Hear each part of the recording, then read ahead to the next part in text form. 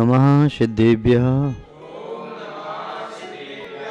जय बोलिए त्रिकालवर्ती त्रैलोक पूज्य विश्वाराध्य पंच परमेष्टि भगवान की, अनंत अनंत सिद्ध परमेष्टि भगवान की, वर्तमान जिन शासन नायक श्री वर्धमान महावीर भगवान की, परम पूज्य आचार्य भगवान श्री समंतभद्र स्वामी मुनि महाराज की, परम पूज्य सिद्धांत चक्रवर्ती आचार्य गुरुदेव श्री विद्यानंद जी मुनि महाराज की, विश्व कल्याण कारक अहिंसा प्रधान शुद्ध विश्व धर्म की, जैनम जयतु शासनम विश्व कल्याण कारकम, धर्म स्नेही सत श्रद्धालु यहाँ पर उपस्थित आप सभी भव्यवर पुंडरीक पुण्यात्मा महानुभाव आचार्य भगवान समंतभद्र स्वामी द्वारा विरचित रत्नकंडक सावकाचार्य की वाचना में कल देख रहे थे सम्यक ज्ञान के अधिकार का उपसंहार। सम्यक ज्ञान अधिकार को आचार्य महोदय ने 5 कारकों में पूर्ण किया है।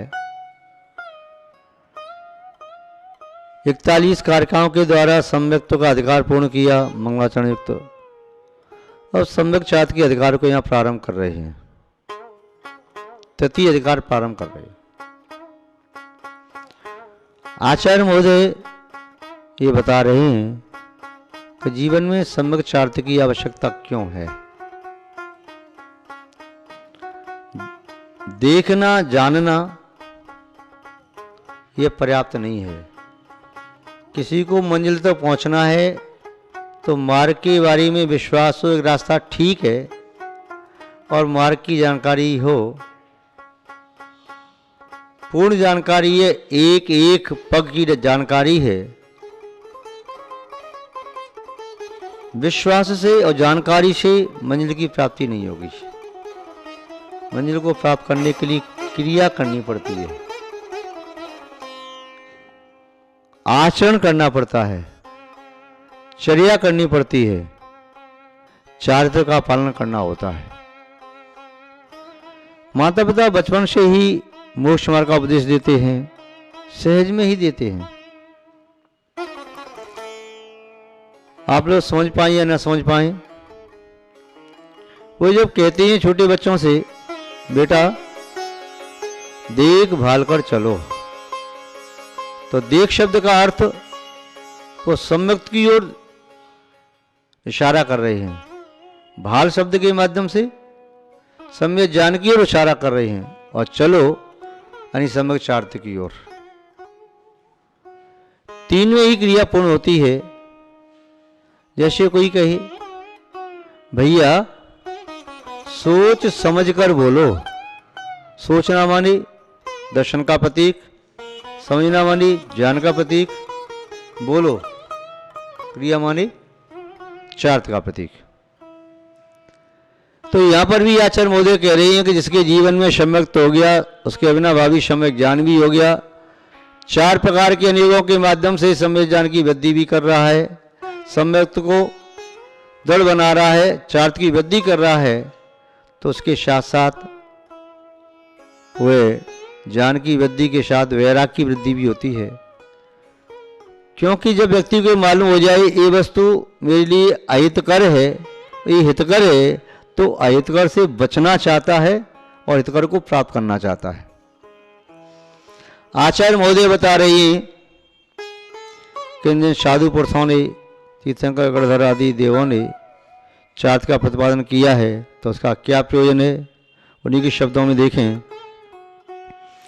मोह तिमिरापहरण दर्शन लाभा दबाप्त संज्ञाना रागद्वेष निवृत्ति चरणम प्रतिपद्यते साधु। 47वीं कारिका में यह चार्थ का प्रारंभ करते हुए कह रही हैं, मोह तिमिरापहरणे। इस प्राणी के जीवन में 3 प्रकार के तिमिर होते हैं। ये तीनों ही तिमिर मोह से संबंधित होते हैं। मोहनी कर्म नष्ट हो जाता है तो तीनों तिमिर भी नष्ट होते हैं। मोह से संबंधित तीन तिमिर कैसे बनते हैं? तो एक मिथ्यात्व का अंधकार, दूसरा मिथ्या ज्ञान का अंधकार और तीसरा मिथ्या चारित्र का अंधकार। तो तीन प्रकार का अंधकार है। यदि व्यक्ति के जीवन में एक प्रकार का भी अंधकार हो तो व्यक्ति सुमार्ग में भी अच्छी तरह से गमन नहीं कर पाता, उसमें भी संभावना ठोकर खा के गिर पड़े। हो सकता है सुमार्ग में अंधकार हो तो उसे भय लगेगा दीवार से न टकरा जाऊं, खंभे से न टकरा जाऊं, कोई वृक्ष तो नहीं आ गया, आगे सामने गहरा गड्ढा तो नहीं है, जहां पैर रख रहा हूं वहां पर कंकड़ है, कांच है, कील है, बिच्छू है, सांप है, क्या है। तो अंधकार में व्यक्ति की प्रवृत्ति समीचीन नहीं हो सकती। इसलिए आचार्य बोधे कह रहे हैं सबसे पहले मिथ्यात्व के अंधकार का परित्याग किया जाता है। मिथ्यात्व का अंधकार कैसे जाता है? उसके लिए प्रयत्न करना पड़ता है, कषायों को मंद करना होता है और अपनी अनादिकालीन मिथ्या धारणाओं को बदलना होता है, और फिर जहां सम्यक्त्व का बीज अंकुरित होता है ऐसे माहौल में पहुंचना होता है, अर्थात देव शास्त्र गुरु की सन्निधि में। परमार्थभूत देव, परमार्थभूत शास्त्र और परमार्थभूत गुरु, उनकी संगति में, सन्निधि में पहुंच करके आत्मा में सम्यक्त्व का बीज अंकुरित होने लगता है, सम्यक्त्व उत्पन्न होने लगता है। तो मिथ्या तो अनादि मिथ्या ऋषि के जीवन में एक ही प्रगति होती है, किंतु शादी मिथ्या ऋषि के जीवन में मिथ्यात्व की टुकड़ी होते हैं तो तीन टुकड़ी होते हैं। जाते से जैसे कोई दाल को दले तो एक टुकड़ा जौ के तो निकल आया सीधा साबुत, दूसरा उसका आधा फलक निकल गया, तीसरा के छिलका सा लगा हो गया। तो तीन प्रकार के पीस होते हैं अलग अलग प्रकार के, पूरा साबुत जौ की त्यों, और दूसरा हाफ हाफ, दो पीस हो गए, जैसे चना है तो दो दौल हो गए ऐसे, और तीसरा कहीं थोड़ा सा कनका उसका टूट गया। तो जो साबुत जौ की त्यों है वो तो मिथ्यात्व की तरह है, जिसके दो टुकड़े हुए वह सम्यक मिथ्यात्व की तरह है, और जिसका थोड़ा सा छिलका निकल के अलग हुआ है वह सम्यक प्रकृति की तरह से है। इसके साथ में रहने वाली चार कसाई हैं, अनंतानुबंधी, क्रोध, मान, माया, लोभ। यद्यपि चारों कसाई चारित्र मोहिनी कर्म की प्रकृतियां हैं, दर्शन मोहिनी की प्रकृति तो एक थी, मिथ्यात्व उसके दो टुकड़े हुए, मानो जैसे मोह के दो टुकड़े हो गए और मिथ्यात्व के राग और द्वेष। या जैसे चातमोनी में राग द्वेष दोनों होते हैं, ऐसे ही यहाँ पर सम्यक मिथ्यात्व और सम्यक प्रकृति, ये मिथ्यात्व के दो टुकड़े हैं। मिथ्यात्व के दो टुकड़े सम्यक मिथ्या, संप्रवृत्ति और मिथ्या तीन, यानी कि संगति में रहने वाली चातमोनी की चार कसाए, क्रोध, मान, माया, लोभ, उनका स्वभाव भी ऐसा हो जाता है। अनंतानुबंधी क्रोध, मान, माया, लोभ का भी कुल तो चारित्रमोही ही है, परंतु उस कुल में पैदा होकर के रहती यहां पर मिथ्यात्व के साथ, यानी ये दत्तक बन करके रहती हैं। इसलिए इसका मूल जो स्वभाव है चारित्रमोही का वो कहीं जाता नहीं, किंतु इस कुल में आते ही इस कुल के संस्कार आ जाते हैं। अनंतानुबंधी भी फिर सम्यक्त्व का घात करने लगती है। अनंतानुबंधी चार्थ का तो घात करती ही है, उस कुल के संस्कार थे, अब इस कुल में आ गई, दत्तक बन करके ऐसे समझे तो इसने यहां का काम करना शुरू कर दिया। जैसे किसी कुल का बेटा था तो उसके माता पिता के संस्कार उसके शरीर में विद्यमान हैं, किंतु जिस कुल में पल रहा है, बड़ा हो रहा है और उन्होंने विधि पूर्वक उन्होंने स्वीकार किया है, गोद लिया है, तो अपने नाम के साथ माता पिता का नाम इनका लिखता है, जिनके यहां पल रहा है उनका नाम नहीं लिखता। इनके संस्कार भी आ रहे हैं जन्म के बाद, किंतु गर्भ के संस्कार उनके भी हैं। तो दोनों के संस्कार होते हैं, गर्भ में धारण करने वाले माता पिता के संस्कार और जन्म दिया उनके संस्कार तथा पालन पोषण करने वाले माता पिता के संस्कार, तो वे संस्कार आ जाते हैं उस पुत्र में। ऐसे ही अनंतानुबंधी में वे संस्कार हैं चार्थ मोहनी के संस्कार भी है, अर्थात वह चार्थ का भी घात करती है, और दर्शन मोहनी के संस्कार भी आ गए कि ये अनंतानंदी यह सम्यक का भी घात करने वाली है। महानुभाव, यहां कहा कि मोह तिमिरापहरणे, मोह रूपी तिमिर का जब ये आत्मा अपहरण करता है, अपहरण का से इसको पकड़ के दबा दिया या नष्ट कर दिया सबका सब, या कुछ दबा दिया थोड़ा सा रह गया, तो मोह के तिमिर का अपहरण होने पर सम्यक का लाभ होता है। जब तक मोह स्वतंत्र विचरण करता है, उसके साथ में मिथ्यात्व यानी मिथ्यात्व प्रकृति हो गई, सम्यक मिथ्यात्व संप्रति तीनों विचरण कर रही हैं, और इसके साथ साथ अनंतानंदी क्रोध मान मायालु विचरण कर रही हैं, तब तक जीव को सम्यक पैदा नहीं होता। इनका अपहरण करने पर ही सम्यक पैदा होता है।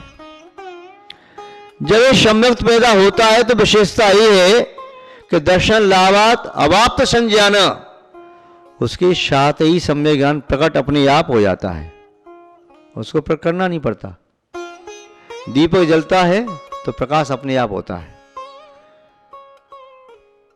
आपने ट्रेन से यात्रा की होगी और स्टेशन पर देखा होगा, स्टेशन मास्टर लाल और हरी झंडी दिखाता है दिन में, रात में लाल और हरी लाइट दिखाता है। जहां गेट होते हैं, चौकी बनी रहती है, स्टेशन नहीं है, तो वहां पर भी जो गार्ड रहता है वह लाल या हरी टॉर्च दिखाता है। पहले टॉर्च नहीं थी तो वहां पर एक लाइट दीपक जलता रहता था। गाड़ी आने को हुई और यदि लाइन क्लियर है तो गार्ड क्या करता, उस दीपक की ज्योति के सामने हरा कांच लगा देता, और यदि उसी जगह आगे लाइन खराब है या गाड़ी आ रही है तो क्या करेगा, वहां पर ज्योति के सामने लाल कांच लगाए उसे लगा रहने देगा। यदि लाल कांच को निकाल करके हरा कांच लगाया है तो प्रकाश अपने आप हरा हो गया, दीपक को चेंज तो नहीं किया, ज्योति ज्यों की त्यों है। ऐसे ही मिथ्या दृष्टि प्राणी जब था, मिथ्यात्व का उदय चल रहा था, तब उसके पास जो ज्ञान था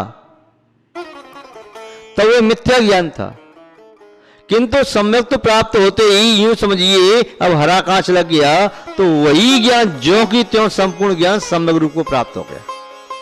तो यहां कह रहे कि दर्शन लाभात, सम्यक दर्शन का लाभ होने से अवाप्त संज्ञान, सम्यक ज्ञान अवाप्त मान प्रकट हो गया, अंदर से प्रकट हुआ, बाहर से लाया नहीं, जितना था वही सम्यकपने को प्राप्त हो गया। ज्ञान में सम्यकपना आता है सम्यक्त्व के माध्यम से, और ज्ञान में सत्यपना आता है वस्तु तत्व के यथार्थ निर्णय से। तो आचार्य महोदय कह रही है कि जिसका मिथ्यात्व चला गया,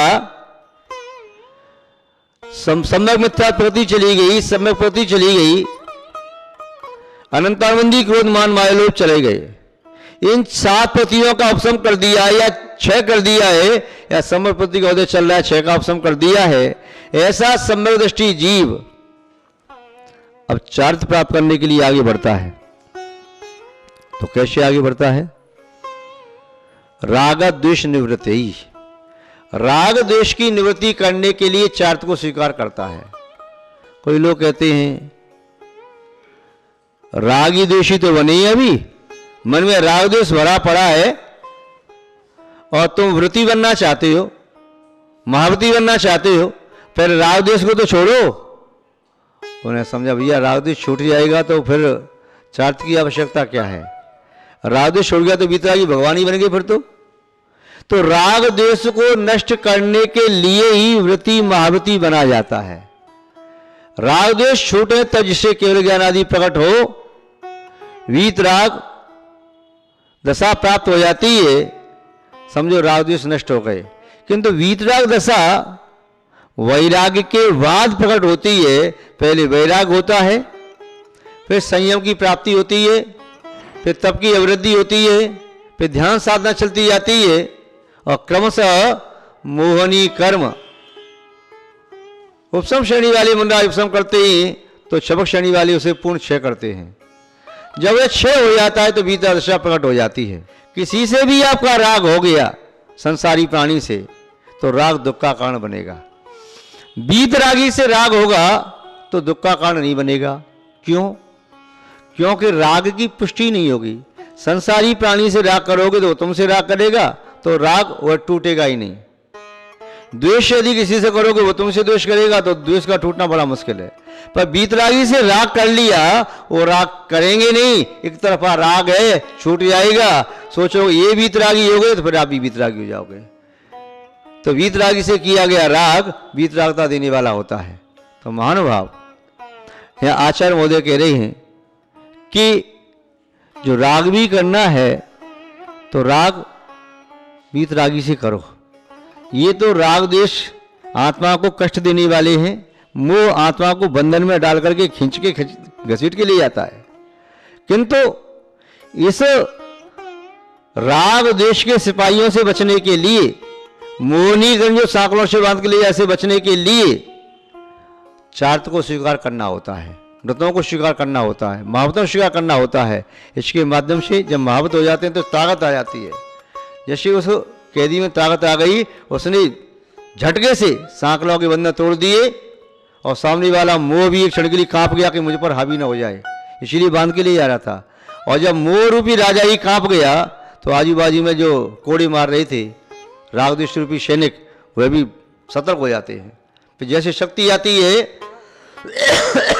तो ही आत्मा अपने दोनों हाथों को यूं करता है तो जानो दोनों सैनिकों को परास्त कर दिया, रागद्वेष परास्त हो गए। और सामने से पैर का भार करता है बिना शस्त्र के तो मोहनी कर्म धराशायी हो जाता है उसके सीने पर खड़ा होकर के, और रागद्वेष रूपी सैनिकों की गर्दन पकड़ लेता है और दो तीनों को ही कुचल देता है। अर्थात राग द्वेष मोह तीनों मृत्यु को प्राप्त हुए, बीता दशा प्रकट हो गई। तो महानुभाव आचार्य महोदय कह रहे हैं कि रागद्वेष की निवृत्ति के लिए साधु पुरुषों ने चार्थ का प्रतिपादन किया है। वह चार्थ आपके जीवन में भी आए। इसी भावना के साथ हम अपनी शब्द श्रृंखला को आज विराम देते हैं। आज बस इतना ही, शेष फिर कभी बाद में। जय बोले श्री शांतनाथ भगवान की, परम पूज्य आचार्य गुरुदेव श्री विद्यानंद जी महाराज की, अहिंसा में विश्व धर्म की।